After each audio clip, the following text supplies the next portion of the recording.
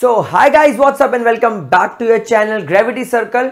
और आज का जो वीडियो बना रहा हूं ये एक अपडेट जो अभी अभी हम लोगों के पास आया है, कुछ 4 से 5 घंटे पहले उसको लेकर बना रहा हूं। यूनिवर्सिटी ग्रांट कमीशन यानी यूजीसी के जो चेयरपर्सन है जिनका नाम है मिस्टर एम जगदेश कुमार, उन्होंने एक प्रपोजल भेजा है सेंट्रल गवर्नमेंट को आस्किंग कि क्या हम इंडिया में होने वाली जो 3 सबसे ज्यादा इंपॉर्टेंट एग्जाम्स यानी कि जेई, नीट और सीयूईटी को मर्ज कर सकते हैं।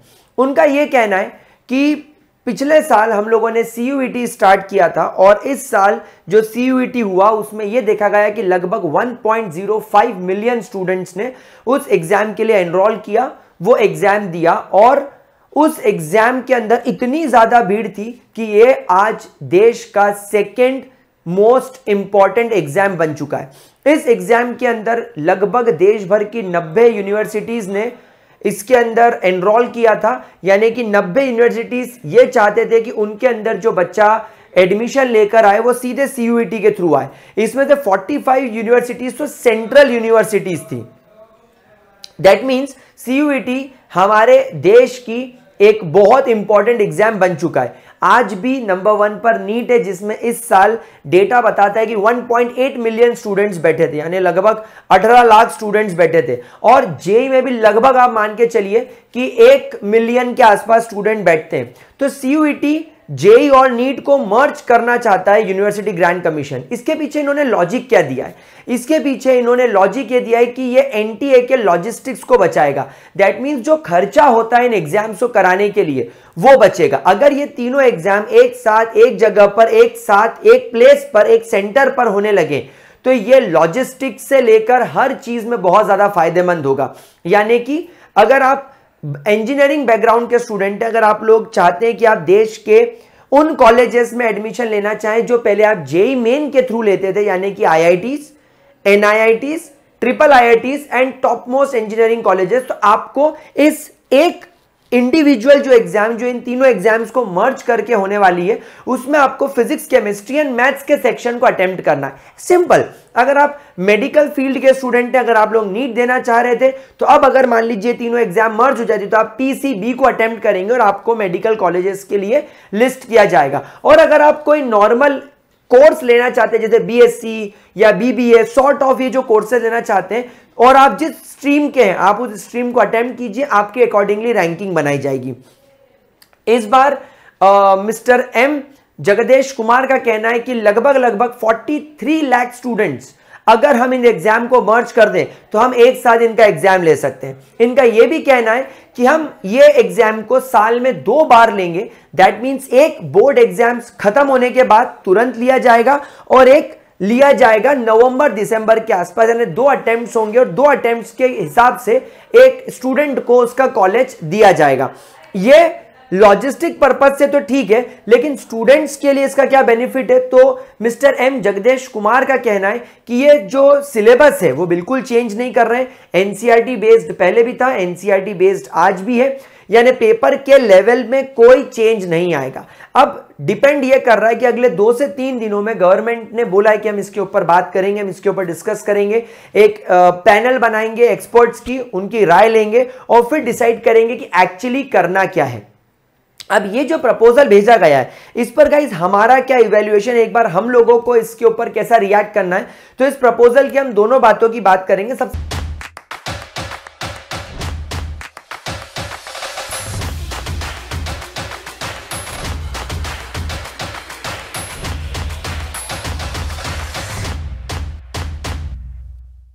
अनअकैडमी एक्सेलरेट का लिंक मैंने डिस्क्रिप्शन बॉक्स में दे रखा है। Just use the code gravity 12 अगस्त के पहले तक। Let's crack it guys. इससे पहले मैं प्रॉस की बात करूंगा कि स्टूडेंट को इससे क्या फायदा होगा।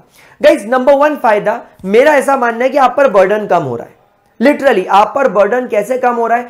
आज अगर मैं एक रैंडम एक एवरेज स्टूडेंट के बारे में सोचूं तो एक एवरेज स्टूडेंट सबसे पहले जब नीट का फॉर्म भरता है तो नीट के फॉर्म भरने के अलावा भी उसके ऊपर बहुत सारे टेंशंस होते हैं कि यार अगर मेरा मेडिकल में नहीं हुआ तो मैं कहीं से फार्मेसी कर लूं, मैं कहीं से बीएससी कर लूं, मैं कहीं से बीबीए कर लूं, और इन यूनिवर्सिटीज में अगर मुझे एमबीबीएस नहीं मिलता है तो मैं किसी और कॉलेज से बीपीटी कर लूं, बीवीएमएस कर लूं।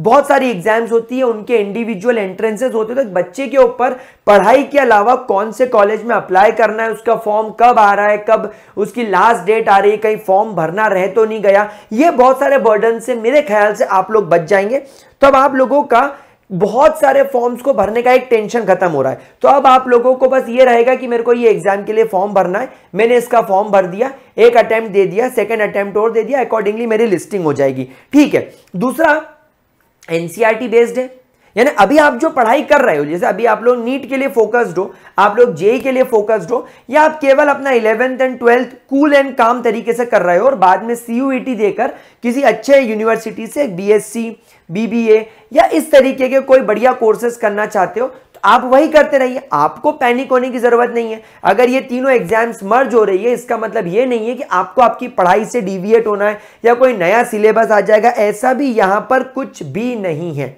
तो ये कुछ प्रॉज हो गए। मैंने एक और प्रॉज यहां पर निकाला था कि आपको ज्यादा बर्डन नहीं लेना है फॉर्म वगैरह भरने का। लेकिन अगर मैं कॉन्स की बात करूं तो मुझे जो कॉन्स यानी मुझे जो नेगेटिव पॉइंट फील हो रहा है वो सबसे पहला पॉइंट तो मुझे एनटीए को लेकर हो रहा है। नेशनल टेस्टिंग एजेंसी का ये सोचना है कि हमारे लॉजिस्टिक में बहुत पैसा बच जाएगा, लेकिन आप पहले सीयूईटी, नीट और जेई जैसे एग्जाम्स को अलग अलग लेते थे।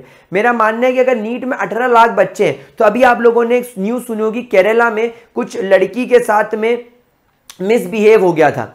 लेकिन जब आप ये तीनों एग्जाम एक साथ मर्ज करके लेंगे तो 43 लाख स्टूडेंट्स का एक एस्टिमेट टारगेट है, यानी 4.3 मिलियन स्टूडेंट्स एक साथ आप पूरे देश भर में अगर उनका एग्जाम लोगे तो आप लोगों को मैनेज करने में ज्यादा प्रॉब्लम होगी। तो लॉजिस्टिक का खर्चा तो बच जाएगा लेकिन सिक्योरिटी का खर्चा बढ़ सकता है।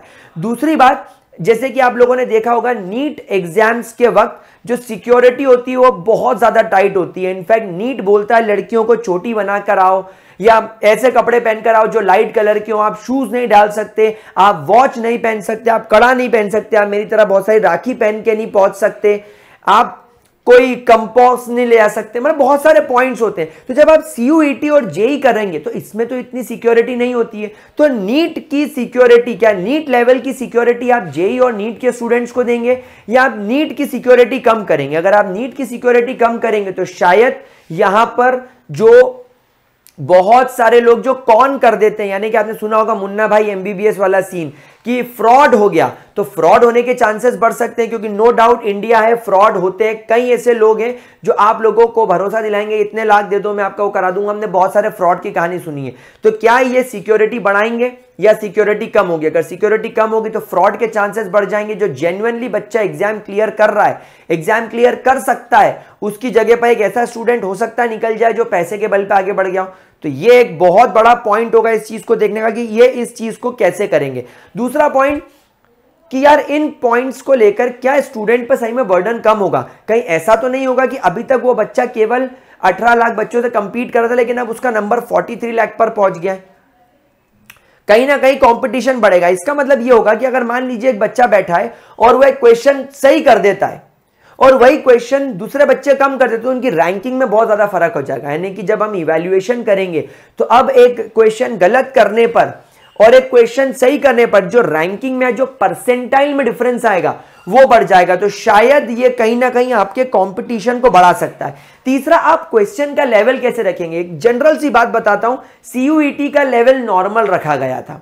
जेई में केमिस्ट्री के अंदर ऐसे क्वेश्चंस आते हैं जो न्यूमेरिकल बेस्ड होते हैं, ग्राफ बेस्ड होते हैं, लेकिन आपके नीट के अंदर केमिस्ट्री मॉडरेट एंड थ्योरेटिकल थोड़ी ज्यादा फोकस्ड होती है। तो अब अगर आप पेपर बनाएंगे तो आप किस सेंस में बनाएंगे?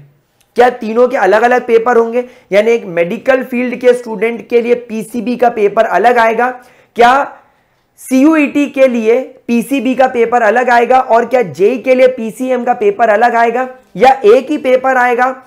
एक ही पेपर में पीसीएमबी चारों के क्वेश्चंस लिखे होंगे, आपको मेंशन करके अपने क्वेश्चन सॉल्व करना। तो ये अभी इस पर अपडेट आना बाकी है, इस पर एनटीए क्या वर्क करेगा। अगर अभी एनटीए ने शायद नहीं सुना हो तो आप ये वीडियो एनटीए तक पहुंचा दीजिए कि ये उन के बारे में भी उनके कान पे भी बात पड़े कि यार पीसीबी वाले स्टूडेंट्स के लिए केमिस्ट्री फिजिक्स अलग होता है, पीसीएम वाले के लिए लेवल थोड़ा अलग होता है, सीयूईटी के लिए अलग होता है। तो अब यहां पर इसके लेवल को ये किस तरीके से मैनेज करेंगे, अभी इस बारे में भी कोई अपडेट नहीं आया है। तो गाइस प्रॉस भी है, कॉन्स भी है, एक नई चीज भी है, तो आपके मन में पैनिक जरूर होगा, लेकिन इतना पैनिक करने की, इतना टेंशन लेने की जरूरत नहीं है।